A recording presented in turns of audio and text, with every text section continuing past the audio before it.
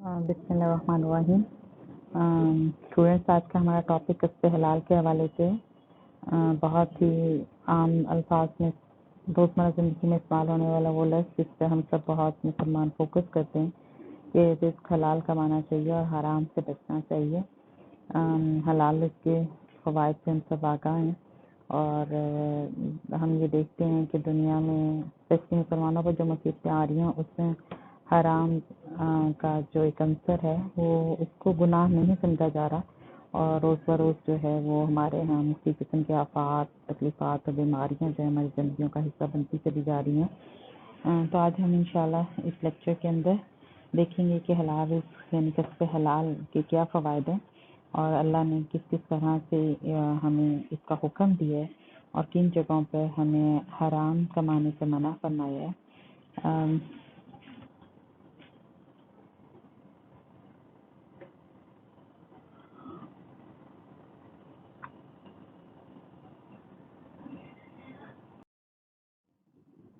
یہ تو ہم سب کو علم ہے اچھی طرح سے کہ انسان جو بھی کماتا ہے یا جو بھی کوشش کرتا ہے وہ اپنا پیٹ پالنے کے لیے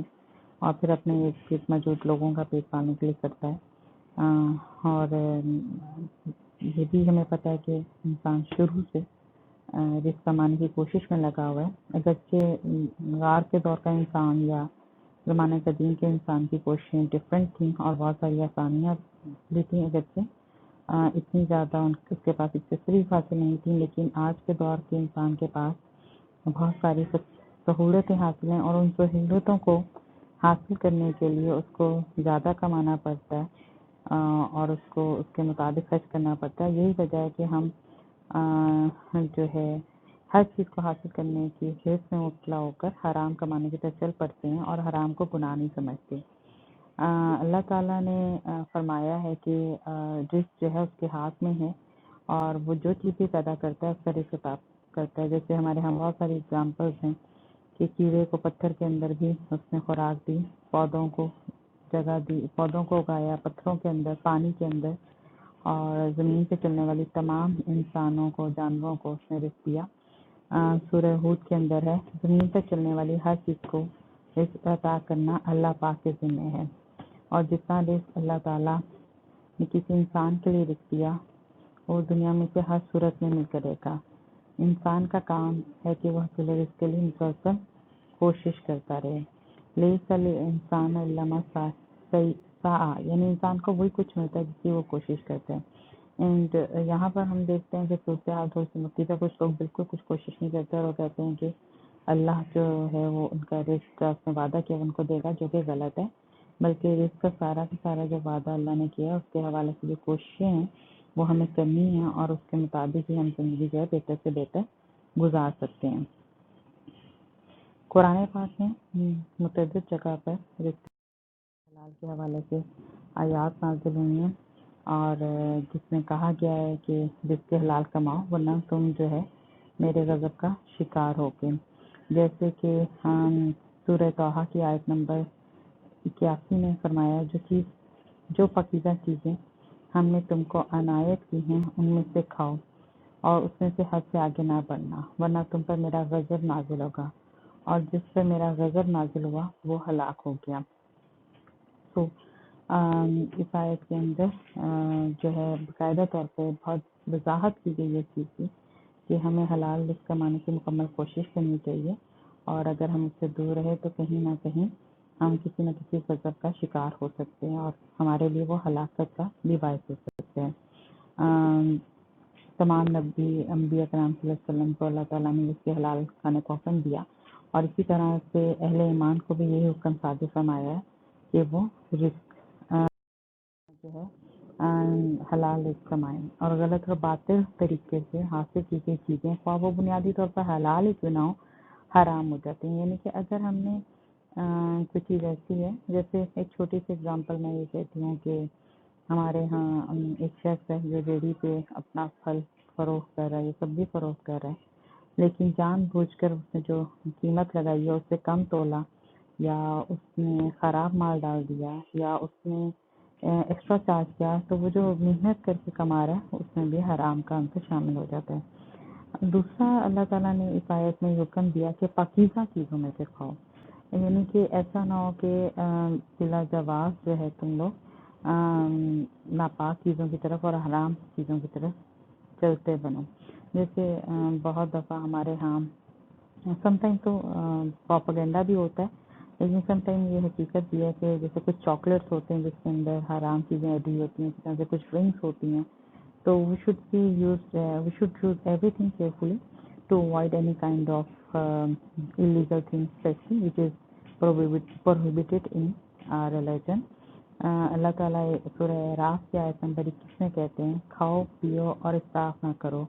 اللہ تعالیٰ اسراف کرنے والوں کو پسند نہیں کرتا ہے. اسراف ہمارے ہاں اب تو معاشرے کے اندر بہت کامن ہو چکا ہے، اور ہم جو ہیں ہر وقت کہیں نہ کہیں کسی نہ کسی طرح سے اسراف کا جو ہے عمل کر رہے ہوتے ہیں. اسراف سے مراد یہ ہے کہ ضرورت سے زیادہ، آپ کی ضرورت سے کہیں زیادہ ہم جمع کرنے پہ، اور جیسے آج کل بھی کچھ دنوں سے ہمارے ہاں جو چکن ہے اس کا ریٹ بہت انکریز ہو چکا ہے، انڈوں کا، لیکن ہم کیا کرتے ہیں کہ ہم اکٹھے بے شمار لا کے جمع کر لیتے ہیں، اور جن کو ملنا ہے، جن کے پاس خریدنے کی قوت نہیں ہے، ان کے لیے وہ چیز مزید مہنگی ہو جاتی ہے.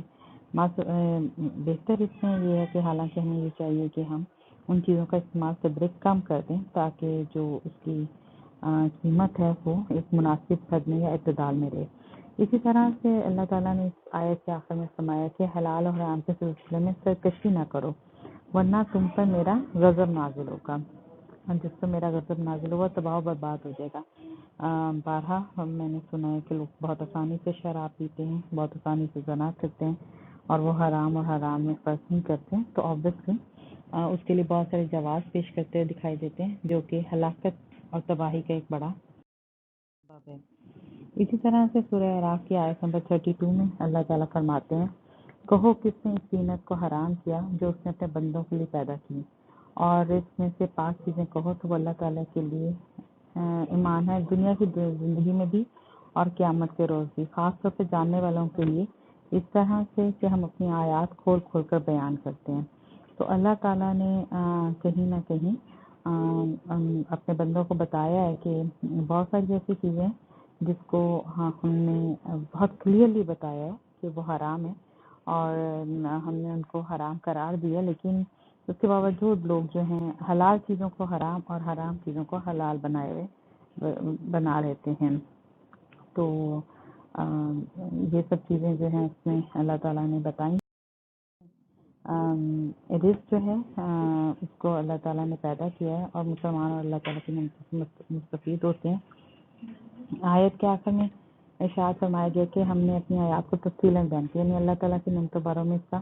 حکم بالکل واضح ہے، اس میں کوئی بہان یا اشتباہ نہیں رکھا کیا، اور جو بھی جاننا چاہتے ہیں ان کے لیے مکمل وضاحت کر دی. آیت نمبر 3 جو کہ اس حوالے میں جو کسب حلال کے حوالے سے سورہ بقرہ کی آیت نمبر 188 ہے،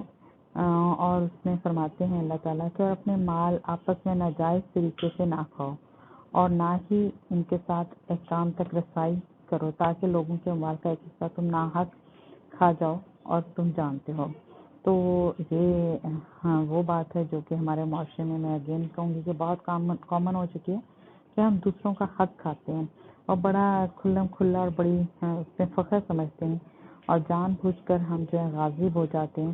اور اللہ تعالیٰ جو ہے حرام خوروں کی ابتدائیں دعائیں قبول نہیں کرتا. پھر ہم نے اکثر ہی لوگ یہ کہتے ہوئے دکھائی دیتے ہیں کہ ہماری دعائیں قبول نہیں ہوتی، حتیٰ کہ ہم یہ بھول جاتے ہیں کہ ہم لوگوں کا حق کھا رہے ہیں. رشوت، چوری، ڈاکہ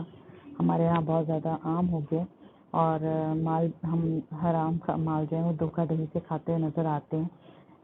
نبی کریم صلی اللہ علیہ وسلم نے ارشاد فرمایا اور اپنے مال آپس میں ناجائز طریقے سے نہ کھاؤ اور نہ ہی ان کے ساتھ احکام تک رسائی کرو تاکہ لوگوں کے مال کا حصہ تم ناحق کھا جاؤ اور تم جانتے ہو. یعنی اسلام نے کسب حرام اور رزق حرام سے سختی سے منع کیا ہے. حرام خوروں کی التجائیں اور دعائیں بھی اللہ تعالیٰ قبول نہیں کرتا. حلال مال بھی حرام ہو جاتا ہے اگر اس کو غلط طریقے سے حاصل کیا گیا ہے، جیسے چوری، ڈاکہ، جوا، رشوت اور غصب وغیرہ. یا کسی مجبوری سے ہم ناجائز فائدہ اٹھائیں، ہم آج کل لوگوں کی مجبوریوں کا بھی بہت ناجائز فائدہ اٹھاتے ہوئے دکھائی دیتے ہیں، تو یہ بھی حرام کے زمرے میں آتا ہے۔ اسی طرح سے ہم اپنا مال سٹور کر لیتے ہیں، ذخیرہ اندوزی کرتے ہیں اور تاکہ قیمت بڑھ جانے پہ سیل کی جائے،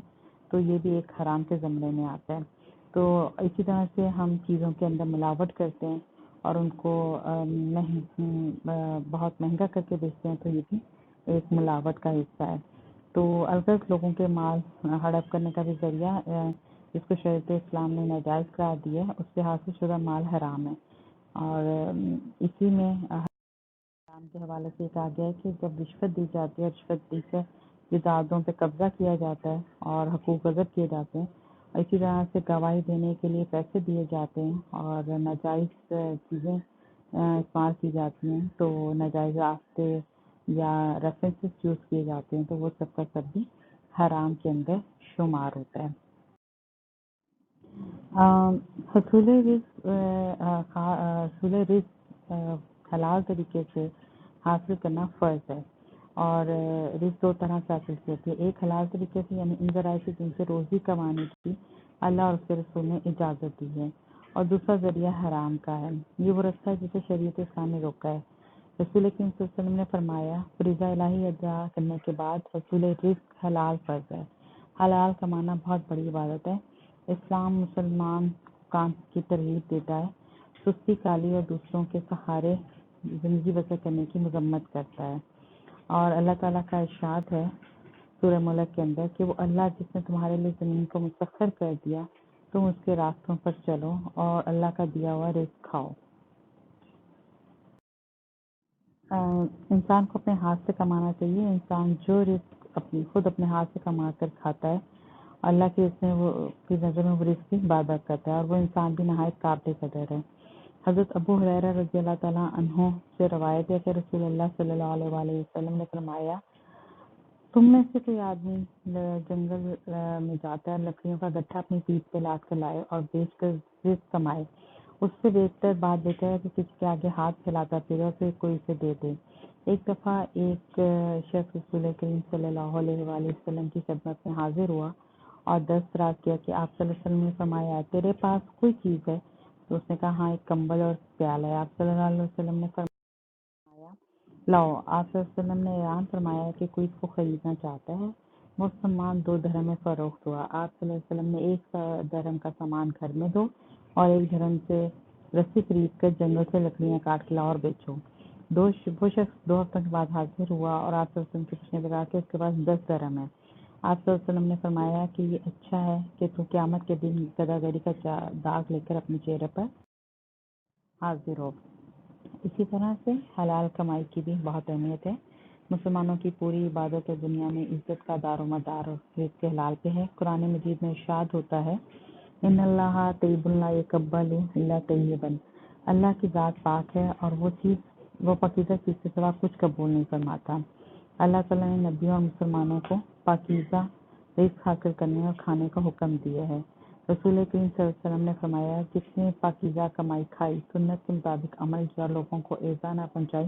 وہ جنت میں داخل ہوگا۔ حلال رزق کھانے سے ہماری دعائیں بھی قبول ہوتی ہیں، اور آپ نے اکثر دیکھا ہے کہ حلال رزق کمانے والے اکثر مشکلوں میں بھی شکار رہتے ہیں، لیکن اللہ کے ہاں ان کا درجہ بہت بلند ہے۔ جیسے حضرت ابن عباس رضی اللہ تعالیٰ عنہ فرماتے ہیں کہ ایک دفعہ رسول کریم صلی اللہ علیہ وسلم کے سامنے یہ آیت تلاوت کی گئی،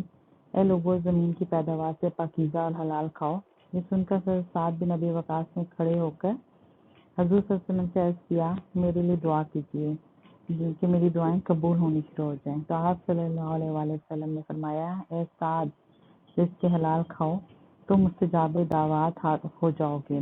قسم ہے مجھے اس بات کی جس کے ہاتھ میں محمد صلی اللہ علیہ وآلہ وسلم کی جان ہے، کہ جب آدمی حرام کا لقمہ پیٹ میں ڈالتا ہے تو 40 دن تک اس کی کوئی عمل یا اس کی کوئی دعا قبول نہیں ہوتی۔ رسول کریم صلی اللہ علیہ وسلم نے اس بات کو ایک اور پیرائے میں ایک اور طریقے سے بیان کیا، جو صحیح مسلم کے اندر مسکان ملتا ہے، کہ آپ صلی اللہ علیہ وسلم نے اس شخص کا ذکر فرمایا جو طویل سفر کر کے آتا ہے، پرگاندہ حال اور گرد آلود ہے، اپنے دونوں ہاتھوں کو آسمان کی طرف اٹھاتا ہے اور کہتا ہے کہ اے اللہ، اے میرے اللہ، بہت گر گڑا کے دعا مانگتا ہے، اور حالت یہ ہے کہ اس کا کھانا حرام ہے، اس کا پینا حرام ہے، اس کا لباس حرام بوزی سے بنا ہے اور حرام سے اس کی پرورش ہوئی ہے، تو اس کی دعا کیسے قبول ہو سکتی ہے؟ اس حدیث میں مسافر کی بات اس لیے کی کہ ایک دوسرے حدیث میں رسول نے فرمایا کہ سفر کی حالت میں آدمی کی دعا قبول ہوتی ہے، لیکن مسافر کی یہ حالت یہ ہو کہ اس کی ہر چیز حرام کی تو دعا کیسے قبول ہو سکتی ہے؟ تو یہ ہمارے یہاں بہت ساری خوبصورت مثالیں ہیں جن کو اگر ہم اپنے سامنے رکھیں تو ہم زندگی میں حلال اور حرام کے فرق بھی کر سکتے ہیں، اور حلال کے جو فائدے ہیں ان سے مستفید بھی ہو سکتے ہیں۔ اسی طرح سے جو حرام کماتا ہے اس کی نماز بھی قبول نہیں ہوتی۔ رسول صلی اللہ علیہ وسلم نے فرمایا جس شخص نے 10 درہم کا کپڑا خریدا اور اس میں 1 درہم حرام کی کمائی ہے تو جب تک وہ کپڑا جسم پہ رہے گا اس کی نماز قبول نہیں ہوگی۔ تو یہ ہمارے ہاں وہ ساری اگزامپلز ہیں جو کہ ہمیں نظر آتی کہ ہم نے کس طرح سے حلال کی طرف جانا ہے اور کس طرح سے ہمیں اپنے مال کو صداقت کی بنیاد پر آگے لے کر آنا ہے، اور حرام کمانے والے کا تو صدقہ خیرات بھی قبول نہیں ہوتی ہے، جیسے کہ